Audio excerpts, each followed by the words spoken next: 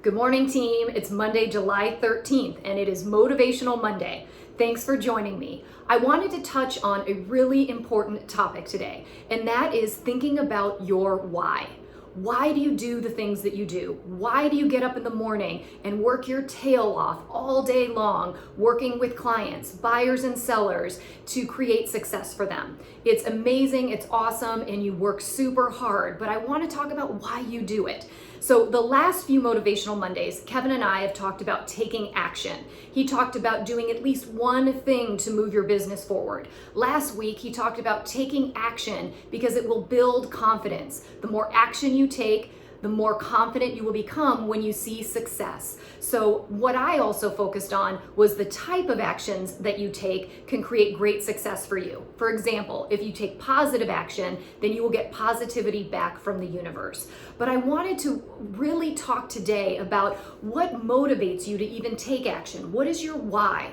Last week, I watched a motivational video from a gentleman named Patrick Bet-David. He is an author, he is a financial advisor, he's an entrepreneur, and he is a speaker. And he talked about 4 stages of your why. And he says that over time, if you are aware of your why, you can actually have it evolve. And he said the very first stage of your why is called survival. Why you do things is to survive in the world. For example, why do we work? We work because we need money in order to have shelter, in order to be able to buy food, to support our family. That is why we normally work. That is the most basic instinct and the most basic level of your why.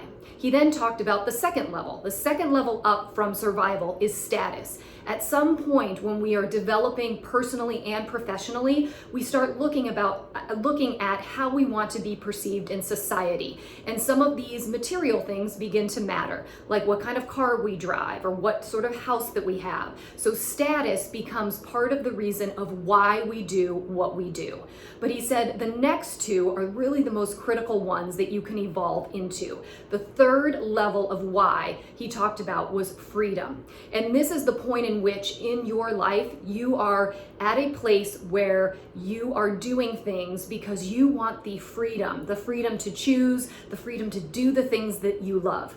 Let's face it, when we all got into real estate, freedom was a really important thing for all of us, right? We got into this career because the idea is that we're our own boss. We get to do whatever we want, however we want to do it. It's a blessing and a curse because at the end of the day, we have to rely on ourselves and what we do to really enable us to have the type of freedom that we want. And so freedom is great because it really gives you the things that you need to feel more self-fulfilled, both personally and professionally.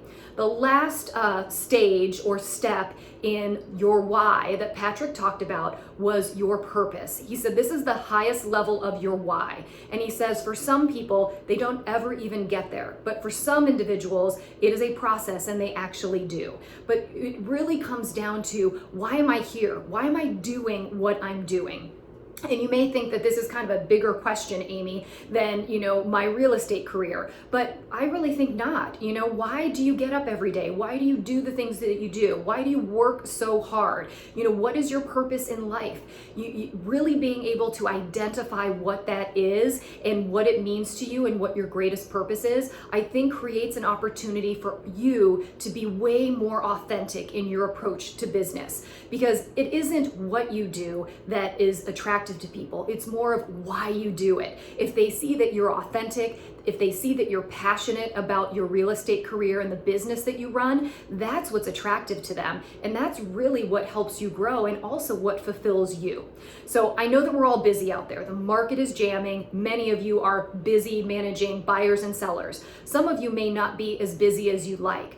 Here's what I'd ask you to do. Just take 15 minutes this week and find some time to sit down and think about your why. Just take an internal look at, where am I at in my business? Am I doing everything that I want to be doing? Can I be focusing on things that will get me further to that level of freedom or of purpose? Because once you get there, you're going to feel so much stronger in your business and in what you're doing every day. And it's going to bring you joy. It's going to make all of your interactions with people that you know so much better.